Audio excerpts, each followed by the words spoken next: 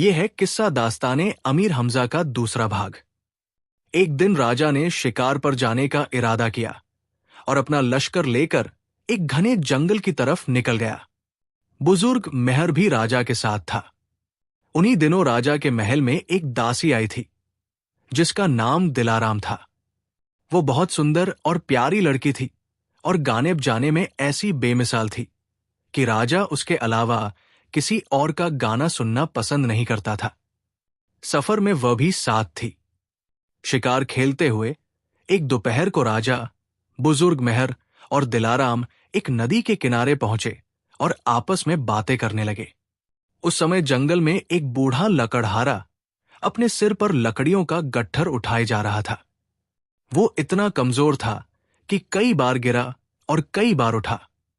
राजा को उसकी हालत देखकर दया आई। उसने इशारे से उसे पास बुलाया और पूछा, अरे लकड़हारे, तेरा क्या नाम है? कबाद कामरान, महाराज, लकड़हारे ने जवाब दिया। लेकिन मैं इतनी बड़ी सल्तनत का राजा हूं और मेरे पास इतना धन दौलत है जिसका कोई हिसाब नहीं। और एक ये व्यक्ति है कि कमजोरी और दुर्बलता के कारण 10 कदम नहीं चलता कि गिर पड़ता है। इसके भाग्य में ही जंगल से लकड़ियां काटना और सिर पर बोझ उठाना लिख दिया गया है। तुम्हारे मन में इसकी कोई वजह है तो बताओ। महाराज, आपने सही कहा। ये अपनी अपनी किस्मत की बात है। आपकी किस्मत में राज है और इसकी किस्मत में लकड़ियां काटना और सिर पर बोझ उठाना। नाम से कोई फर्क नहीं पड़ता। तुमने सच कहा, किस्मत ही सब कुछ है। राजा कहने लगा और चाहता था कि लकड़हारे को कुछ सोने के सिक्के दे कि दिलाराम ने कहा, महाराज, जान की भीख मांगूं तो मैं भी कुछ कहना चाहूं। कहो खो, क्या कहना चाहती हो? इजाजत है, राजा ने कहा। महाराज, मैं मानती हूं कि किस्मत का लिखा जरूर पूरा होता है, लेकिन कोशिश भी कोई चीज है। इंसान चाहे तो कोशिश से किस्मत को बदल सकता है। मेरा ख्याल है कि इस लकड़हारे की पत्नी बहुत बेकार है, जिसकी वजह से इसकी हालत सुधर नहीं पाती। राजा ये सुनकर बहुत नाराज हुआ और दिलाराम से कहने लगा, तूने जो कुछ कहा उसकी सजा तो यही थी कि इसी समय तेरी गर्दन उड़ा दी जाती, लेकिन तू जान की भीख मांग चुकी है, इसलिए हम तुझे छोड़ देते हैं।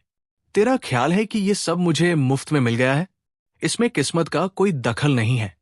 अब तेरी सजा यह है कि ये शाही कपड़े उतार, साधारण कपड़े पहन, हमारे सब गहने वापस कर दे और इसी बूढ़े गरीब लकड़हारे के साथ चली जा। हम भी देखें कि तू अपनी कोशिश से किस्मत को कैसे बदल सकती है। राजा के आदेश में देरी नहीं हुई। दिलाराम के शरीर से शाही कपड़े और गहने उतारकर उसे सूत के बने हुए भद्दे और मोटे कपड़े पहना दिए गए। राजा उसे जंगल में छोड़कर अपने लश्कर से जा मिला। अब बेचारी दिलाराम उस भयानक जंगल में अकेली रह गई, लेकिन वो जरा भी नहीं डरी। उसे भगवान पर पूरा भरोसा था कि वो उसकी मदद करेगा। वो जंगल में हैरान और परेशान खड़ी सोच रही थी कि क्या करे और किधर जाए कि उसे लकड़हारे का ख्याल आया। उसने मन में कहा कि लकड़हारा ज्यादा दूर नहीं गया होगा, अब उसी के साथ जाना चाहिए। ये सोचकर वो दौड़ती हुई उस तरफ गई जिधर लकड़हारा गया था। अपने पीछे कदमों की आहट सुनकर लकड़हारा रुका और उसने मुड़कर देखा तो हैरान हुआ कि एक नौजवान लड़की भागी चली आ रही है। जब वो पास आई तो लकड़हारा पहचान गया कि ये तो वही लड़की है जो कुछ देर पहले राजा के साथ थी और बहुत सुंदर कपड़े और गहने पहने हुए थी। अब इस पर क्या मुसीबत आई कि ऐसा गंदा और पुराना लिबास पहनकर मेरे पीछे आई है? शायद राजा इससे नाराज हो गया है। इतने में दिलाराम पास आ गई। उसने लकड़हारे से कहा, बाबा, आज से तू मेरा बाप और मैं तेरी बेटी। मुझको अपने घर ले चल, हमेशा तेरी सेवा करूंगी। लकड़हारा ये सुनकर हैरान हुआ और कहने लगा, बेटी, मैं तुझे अपने घर ले तो चलूं, मगर मैं बहुत गरीब आदमी हूं। मेरा और मेरे बच्चों का गुजारा मुश्किल से होता है। तुम चिंता न करो बाबा, उसने कहा, तेरे घर जो चटनी रोटी मुझे मिलेगी वही खाऊंगी, और अगर तेरे बच्चे भूखे रहेंगे तो मैं भी रहूंगी। ये सुनकर बूढ़े की आंखों में आंसू आ गए। वो सब कुछ समझ गया दिलाराम के सिर पर हाथ फेरकर बोला, अच्छा बेटी, आ मेरे साथ चल। किस्मत में जो लिखा है पूरा होगा। जब लकड़हारा दिलाराम को साथ लेकर अपनी झोंपड़ी में पहुंचा तो उसकी बुरी स्वभाव वाली पत्नी अपने पति के साथ एक लड़की को देखकर बहुत नाराज हुई। उसका ख्याल था कि लकड़हारा उसको पत्नी बनाकर घर में लाया है, लेकिन जब दिलाराम ने कसम खाकर उसे बताया कि वो इस बूढ़े को अपना बाप समझती है, तब उस बूढ़ी को यकीन आया।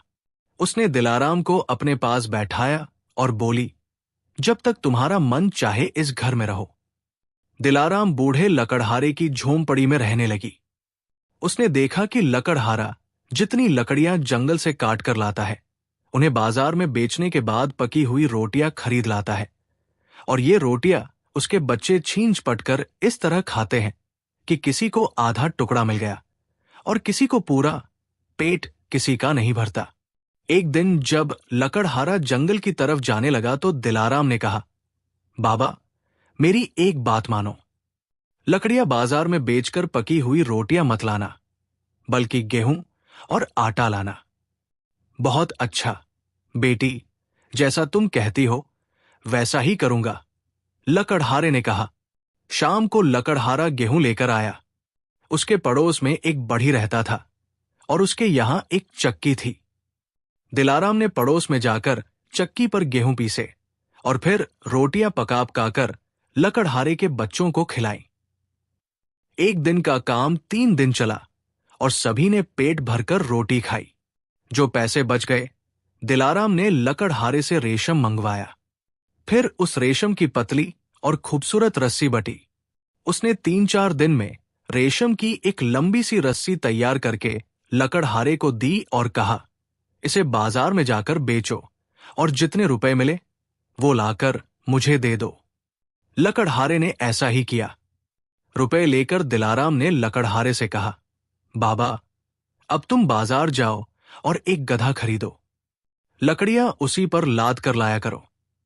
इससे ये फायदा होगा कि लकड़ियां भी ज्यादा ला पाओगे और बोझ भी नहीं उठाना पड़ेगा।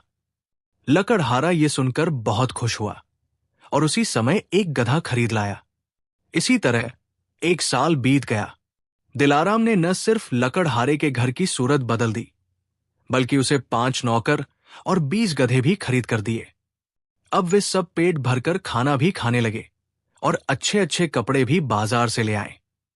एक दिन दिलाराम ने लकड़हारे से कहा, बाबा, एक काम करो, अभी गर्मियों का मौसम है, जंगल से जितनी लकड़ियां काट सकते हो खुद भी काटो और नौकरों से भी कटवाओ। फिर पहाड़ के पास एक बड़ा गड्ढा तलाश करके ये सब लकड़ियां उसमें भर दो। सर्दियों में ज्यादा कीमत पर बिकेंगी। लकड़हारा दिलाराम की बात दिल से मानता था। उसने ऐसा ही किया और कुछ ही दिनों के अंदर बहुत सारी लकड़ियां काटकर गड्ढे में भर दी। समय बीतता गया। आखिरकार सर्दियों का मौसम आ गया। उन्हीं दिनों राजा कबाद कामरान एक विद्रोही सरदार को सजा देने के लिए अपने लश्कर के साथ उधर से गुजरा। रात के समय उसकी फौज ने उस पहाड़ के पास डेरा डाला। रात को ऐसी जोर की बर्फबारी हुई कि सिपाही थर-थर कांपने लगे और उनमें से कई मर गए। तब राजा ने आदेश दिया कि जंगल में जाओ और लकड़ियां काट लो। सिपाही गए और अभी उन्होंने लकड़ियां काटना भी शुरू नहीं किया था कि एक सिपाही ने वो गड्ढा देख लिया जिसमें लकड़हारे ने लकड़ियों का बड़ा ढेर लगा रखा था। उन्होंने लकड़ियां वहां से उठा ली और वही आग लगा दी और इस तरह सिपाहियों ने अपनी जान बचाई। वो लकड़ियां एक दिन और एक रात जलती रहीं और तीसरे दिन जब आग ठंडी हो गई तो लश्कर वहां से चला गया। कई दिन बाद लकड़हारा वहां आया तो क्या देखता है कि तमाम लकड़ियां जलकर राख हो गई है। इस नुकसान का उसे इतना सदमा हुआ कि वो गड्ढे के पास बैठकर खूब रोया। जब दिल का गुबार निकल गया और कुछ शांति मिली तो वो राख हटाने लगा। उसे पता चला कि राख के नीचे खूबसूरत पत्थरों की बहुत सी ईंटें और टुकड़े दबे हुए हैं। उसने कई ईंटें और टुकड़े वहां से निकाले और गधे पर लाद कर घर ले आया। दिलाराम ने जब लकड़ियों के जलकर राख हो जाने की खबर सुनी तो उसे भी बहुत दुख हुआ, लेकिन उसने बूढ़े की हिम्मत बढ़ाते हुए कहा, बाबा, चिंता न करो। मुझे यकीन है कि भगवान ने इसमें भी तुम्हारे लिए कोई भलाई रखी होगी। तुम दोबारा जंगल में जाओ और लकड़ियों का एक और ढेर लगाओ। ठीक है, मैं तुम्हारे लिए पत्थर की कई ईंटें उस गड्ढे से लाया हूं। बहुत खूबसूरत पत्थर है, उस पर पलस्तर अच्छी तरह से चिपकेगा। ये कहकर उसने वे पत्थर लाकर दिलाराम के सामने रख दिए। दिलाराम ने उन्हें उठाकर एक कोने में रख दिया और खुद मन ही मन सोचकर एक तरफ लेट गई और सोचने लगी कि ये तो बहुत बड़ा नुकसान हुआ, लेकिन इसमें जरूर कोई भलाई है जो आगे चलकर कभी मालूम होगी। जब अंधेरा हुआ तो क्या देखती है कि पत्थर की वे ईंटें चमक रही हैं और उनमें से रोशनी की किरणें निकल रही हैं। दिलाराम बहुत हैरान हुई। उसने उठकर कपड़े से उन ईंटों को साफ किया और चाकू से खरोंचा तो अंदर से चमकदार सोने का रंग निकला। अब तो उसकी खुशी की कोई सीमा न रही, लेकिन उसने किसी से जिक्र नहीं किया और चुप रही। असल में उस गड्ढे में सोने की खान थी। जब लकड़ियां जली तो आग की गर्मी से खान का सोना पिघलकर बाहर आ गया और लकड़ियां बुझने के बाद ठंडा होकर ईंटों और बड़े बड़े टुकड़ों के रूप में जम गया। फिर टुकड़ों के ऊपर राख इस तरह जमी कि वे पत्थर नजर आने लगे। सुबह होते ही दिलाराम ने लकड़हारे को जगाया और उससे पूछा, बाबा, क्या उस गड्ढे में ऐसे और भी पत्थर पड़े हैं? हाँ बेटी, कोई एक दो पत्थर नहीं, वहां तो ढेर लगे हैं। बस, तो तुम तुरंत जाकर वे तमाम पत्थर जमा करो और गधों पर लाद कर यहां ले आओ। ये पत्थर तो बहुत कीमती है और मुझे यकीन है कि अच्छे दामों बिक जाएंगे। लकड़हारा ये सुनकर अपने सब गधे गड्ढे में ले गया और सोने की तमाम ईंटें उन पर लाद कर घर में ले आया। दिलाराम ने देखा कि ये सब ईंटें भी सोने की है। उसने कुछ ईंटें छोड़कर बाकी तमाम सोना आंगन में एक बहुत बड़ा गड्ढा खुदवाकर दबवा दिया और घर में सबसे कह दिया कि इन पत्थरों के बारे में किसी से कुछ न कहना। कुछ दिन बाद दिलाराम ने लकड़हारे से कहा, बाबा, अब तुम सफर की तैयारी करो। भगवान ने चाहा तो तुम्हारा ये सफर बहुत शुभ साबित होगा और तुम्हारी किस्मत बदल देगा। ये एक पत्र है जो मैंने एक सुनार फुजूल के नाम लिखा है। वो मेरा मुंह बोला भाई और बहुत ईमानदार आदमी है। पत्थर की ये ईंट उसे दे देना। इसके बदले में वो तुम्हें सोने के बहुत से सिक्के देगा। लकड़हारे ने वैसा ही किया। सुनार ने उसे सोने के कई लाख सिक्के बनाकर लकड़हारे को दे दिए और वो सिक्के लेकर अपने घर आया। इस तरह कुछ ही महीनों के अंदर दिलाराम ने लकड़हारे को कई बार सोने की ईंटें देकर सुनार के घर भेजा और उसकी सोने के सिक्के बनवाए, यहां तक कि सारा सोना खत्म हो गया और दिलाराम के पास कई करोड़ सिक्के जमा हो गए। अब दिलाराम ने पत्र देकर लकड़हारे को मदीना शहर भेजा और कहा कि वहां से सोहेल नाम के राजमिस्त्री को बुला ले। यही वो राजमिस्त्री था जिसने राजा कबाद कामरान का महल और मंत्री अलकाजा के आदेश से बागे बेजाद बनाया था। दिलाराम का पत्र देखते ही सोहेल तुरंत लकड़हारे के साथ उसके घर आया। दिलाराम ने सोहेल से कहा, मैं चाहती हूं कि इस झोंपड़ी की जगह एक शानदार महल बनवाऊं और एक शानदार बाग भी, जिसकी तुलना में बागे बेजाद की कुछ भी हैसियत न हो। रुपए पैसे की चिंता न करना, काम करने वालों को दुगनी मजदूरी मिलेगी, लेकिन महल ऐसा खूबसूरत और शानदार होना चाहिए कि जो कोई देखे हैरान हो जाए और कहे कि हाँ, महल ऐसा होता है। आपके आदेश का पालन होगा। सोहेल ने आदर से सिर झुकाया, लेकिन कुछ पैसे पहले दे दें ताकि मैं मजदूर और कारीगरों को इकट्ठा कर सकूं। दिलाराम ने कई लाख सिक्के उसके सामने रख दिए। सोहेल ये सिक्के देखकर दंग रह गया और उसे कुछ और पूछने की जरूरत न हुई। उसने कुछ ही दिनों के अंदर देश के मशहूर और उच्च दर्जे के कारीगरों को इकट्ठा किया और महल बनाना शुरू कर दिया। महल के चारों तरफ एक बाग लगाने के लिए बेशुमार माली भी बुलवाए गए और उन्होंने देखते ही देखते तरह तरह के सुंदर पौधे और प्यारे पेड़ लगा दिए। जंगल में मंगल हो गया। हजारों आदमी दिन रात काम करने लगे। एक साल के अंदर अंदर लकड़हारे की झोंपड़ी की जगह एक शानदार महल खड़ा हो गया, जिसमें 1000 बड़े बड़े कमरे कमरे और आंगन थे, और उसकी छतें आसमान से बातें करती थी। महल का हर कमरा कीमती सामान से सजाया गया था, और हर कमरे में चित्रकारों ने ऐसी बढ़िया तस्वीरें बनाई थी कि लगता था कि अभी मुंह से बोल पड़ेंगी। उस महल और बाग की तैयारी पर 10 करोड़ सिक्के खर्च हुए, लेकिन जो भी देखता हैरत से दांतों में उंगलियां दबा लेता। और अक्सर लोग कहते कि ऐसा महल और ऐसा बाग तो राजा कबाद कामरान के पास भी नहीं है। दिलाराम ने कबाद लकड़हारे के लिए ऐसे कपड़े सिलवाए जिनमें हीरे जवाहरात जड़े हुए थे, और हर कपड़े की कीमत कई लाख सिक्कों के बराबर थी। एक दिन उसने लकड़हारे को सबसे कीमती लिबास पहनाया और बेशुमार नौकरों और दासों के साथ मदीना शहर की तरफ रवाना किया। दिलाराम ने उसे समझा दिया था कि सीधे राजा के मंत्री बुजुर्ग मेहर के पास जाना और उसे कहना कि मेरा नाम कबाद है और मैं व्यापारी हूं। राजा से मुलाकात की इच्छा है। बुजुर्ग मेहर जरूर राजा से मुलाकात कराएगा। जब तुम राजा से मिलना तो आदर से सलाम करना और हाथ जोड़कर खड़े हो जाना, और याद रखना कि दरबार में दाखिल होते हुए दाहिना पैर पहले रखना और बायां बाद में। राजा तुम्हें जो कुछ दे उसे आदर से लेने के बाद 7 बार झुककर सलाम करना। फिर उनसे प्रार्थना करना कि सेवक की इच्छा है कि आप किसी दिन गरीब खाने पर पधारें और मेरी दावत स्वीकार करें। राजा तुम्हारी दावत जरूर स्वीकार करेगा। ये सब बातें दिलाराम ने अच्छी तरह लकड़हारे को समझा दी, और उसने वादा किया कि वो वैसा ही करेगा। इसके बाद लकड़हारा बड़ी शान से मदीना की तरफ रवाना हुआ। पूरे रास्ते वो सिक्के लुटाता गया, और जब शहर में पहुंचा तो उसकी उदारता की चर्चा वहां पहले ही पहुंच चुकी थी।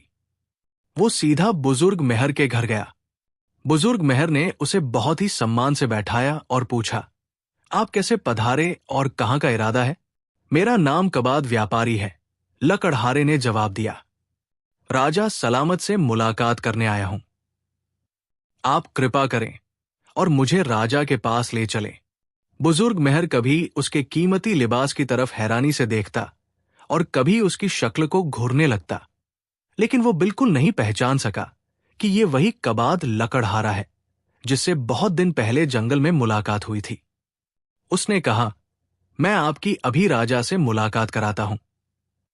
आइए मेरे साथ चलिए। बुजुर्ग मेहर ने अपनी सवारी मंगवाई और इधर कबाद लकड़हारा अपने हाथी पर सवार हुआ। दोनों राजा के महल की तरफ रवाना हुए। बाजार में से गुजरते हुए कबाद लकड़हारे ने अपने नौकरों को इशारा किया और उन्होंने सिक्के लुटाना शुरू कर दिया। लोग उसे दुआएं देते और कहते कि ऐसा उदार और धनवान व्यापारी पहले कभी न देखा था। बुजुर्ग मेहर ने लकड़हारे को महल के कमरे में बैठाया और खुद राजा को सूचना देने गया। राजा उस समय अपने खास महल में आराम कर रहा था। बुजुर्ग मेहर को आते देखा तो घबराकर उठा और कहने लगा, सब ठीक तो है? तुम इस समय कैसे आए? महाराज, एक व्यापारी आपकी सेवा में हाजिर होना चाहता है। मैं उसे अपने साथ लेकर आया हूं। ऐसे बढ़िया कपड़े उसके शरीर पर हैं कि उसकी कीमत का कोई अंदाजा नहीं लगाया जा सकता। फिर उसके साथ बेशुमार नौकर हैं और वो बाजारों में सिक्के लुटाते हुए आए हैं। मालूम होता है कि उस व्यापारी के पास बहुत सारा धन है, लेकिन चालढाल और बातचीत से पता चलता है कि बिल्कुल अनपढ़ और बेवकूफ है। समझ में नहीं आता कि उसके पास इतनी दौलत कहां से आई। सोच रहा हूं कि ज्योतिष के जरिए उसके हालात मालूम करूं। अचंभा है, राजा ने कहा। खैर, उसे अंदर ले आओ, हम भी देखें कौन है।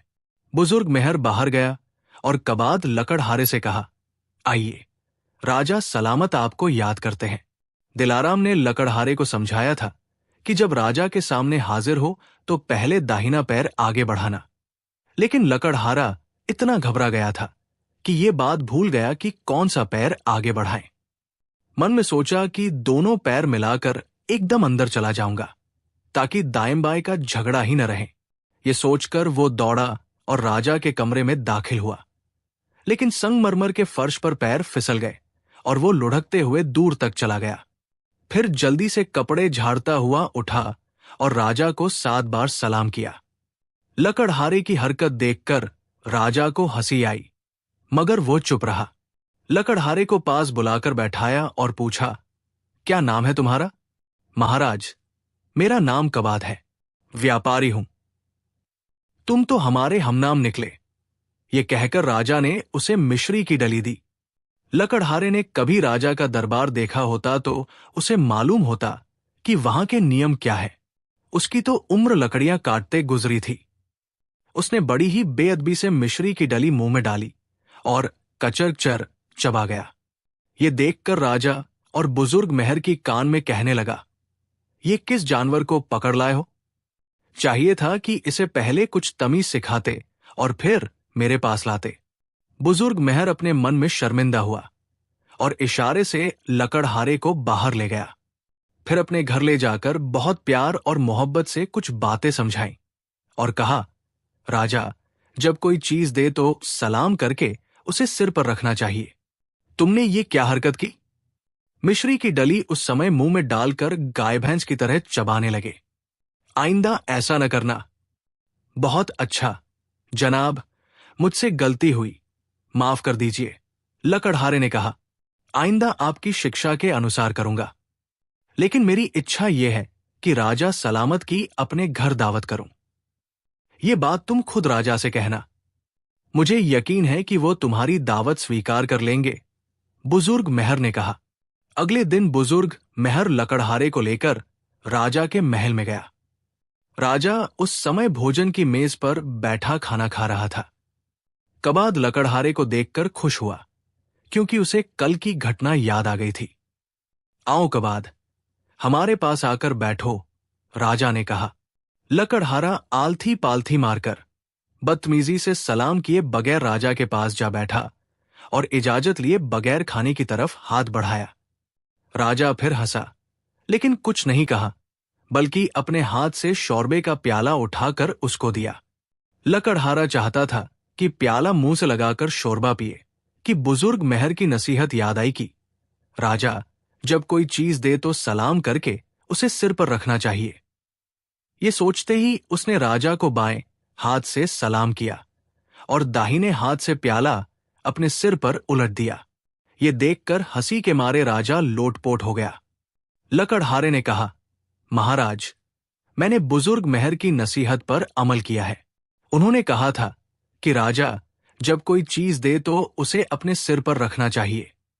अच्छा महाराज, अब मेरी प्रार्थना यह है कि आप हमारे गरीब खाने पर पधारें और इस सेवक की दावत स्वीकार करें। हम जरूर तुम्हारे घर आएंगे, मगर ये तो बताओ कि हमें खिलाओगे क्या? महाराज, मैं गरीब आदमी हूं, मगर मेरी एक बेटी बहुत बढ़िया खाना पकाती है। आप खाएंगे तो खुश होंगे। अच्छा, हम परसों तुम्हारे घर आएंगे। अपना पता बुजुर्ग मेहर को बताते जाओ, राजा ने कहा। लकड़हारा सलाम करके महल से बाहर चला आया और उसी दिन शाम के समय बुजुर्ग मेहर को अपने घर का पता बताकर घर लौट आया। दिलाराम ने जब ये सुना कि राजा परसों आ रहा है तो उसकी खुशी का कोई ठिकाना न रहा। उसी समय नए सिरे से महल की सजावट का आदेश दिया और चित्रकारों को बुलाकर महल के दरवाजे और अंदर कमरों में ऐसी तस्वीरें बनवाई जिनमें वह दृश्य दिखाया गया था जब राजा ने दिलाराम के कीमती कपड़े उतरवाकर उसे मैले और फटे हुए लिबास में जंगल में छोड़ दिया था। फिर उसने खाना पकाने के लिए तरह तरह के मसाले, बढ़िया मांस और सब्जियां मंगवाई और राजा का इंतजार करने लगी। परसों राजा और बुजुर्ग मेहर लकड़हारे के घर पहुंचे। उसने उस घर और उसके चारों तरफ फैले हुए सुंदर बाग को देखा तो दंग रह गया। इतना सुंदर महल और बाग देखकर अचंभा करता हुआ वो महल में दाखिल हुआ। कबाद लकड़हारे ने बढ़कर उसका स्वागत किया। अब राजा की नजर उन तस्वीरों पर पड़ी जो दिलाराम ने बनवाई थी। उन्हें देखकर हैरान हुआ, लेकिन समझ में न आया कि इन तस्वीरों का मतलब क्या है। तब बुजुर्ग मेहर ने याद दिलाया कि ये तस्वीरें उस समय की हैं जब आपने दिलाराम को अकेला जंगल में छोड़ दिया था। दिलाराम की याद आते ही राजा उदास हुआ और कहने लगा, अफसोस कि मैंने इतनी बुद्धिमान दासी को यूं जंगल में छोड़ा। पता नहीं उस पर क्या बीती होगी। इतने में कबाद लकड़हारे ने खाने की मेज भिजवाई और 100 किस्म के स्वादिष्ट खाने राजा के सामने चुन दिए। राजा हर खाने को चखता और उसकी तारीफ करता, मगर उसे बार बार दिलाराम की याद आती थी। दिलाराम उस समय बढ़िया पोशाक पहने, जिसमें हजारों हीरे जड़े हुए थे, दरवाजे के पीछे खड़ी थी। राजा ने उसकी एक झलक देखी तो हैरान हुआ कि दिलाराम की हमशक्ल ये औरत कहां से आई। उसने कबाद से कहा, ये औरत कौन है जो दरवाजे के पीछे खड़ी है? महाराज, ये मेरी बेटी है, लकड़हारे ने जवाब दिया। इतने में दिलाराम दरवाजे के पीछे से निकलकर सामने आई और राजा को झुककर सलाम किया। अरे दिलाराम, तू यहां कैसे आई? राजा ने पूछा। महाराज, आपने इसको नहीं पहचाना? ये वही कबाद लकड़हारा है जिसे बहुत समय पहले जंगल में देखा था, जब बुजुर्ग मेहर का ख्याल था कि इसकी किस्मत ही बुरी है। लेकिन मैंने कहा था कि शायद इसके घर में कोई बुरी औरत है जो इसकी हालत बेहतर नहीं होने देती। इस बात पर आप बहुत नाराज हुए और मुझे जंगल में अकेला छोड़ गए। अब देखिए, ये वही लकड़हारा है। राजा ने शर्मिंदा होकर कहा, दिलाराम, मुझे माफ कर दो, मैंने तुम्हें दुख पहुंचाया। दिलाराम ने हाथ जोड़े और सिर झुकाकर कहा, महाराज, इस बात का ख्याल भी न करें। दासी आपके लिए जान भी कुर्बान कर दे तो आपका एहसान अदा नहीं हो सकता। राजा ने लकड़हारे को गले से लगाया और कहा कि ये धन दौलत तुम्हें मुबारक हो। हम दिलाराम को साथ लिए जाते हैं। कुछ दिन बाद राजा ने दिलाराम से शादी कर ली और पूरे देश में खुशियां मनाई गई।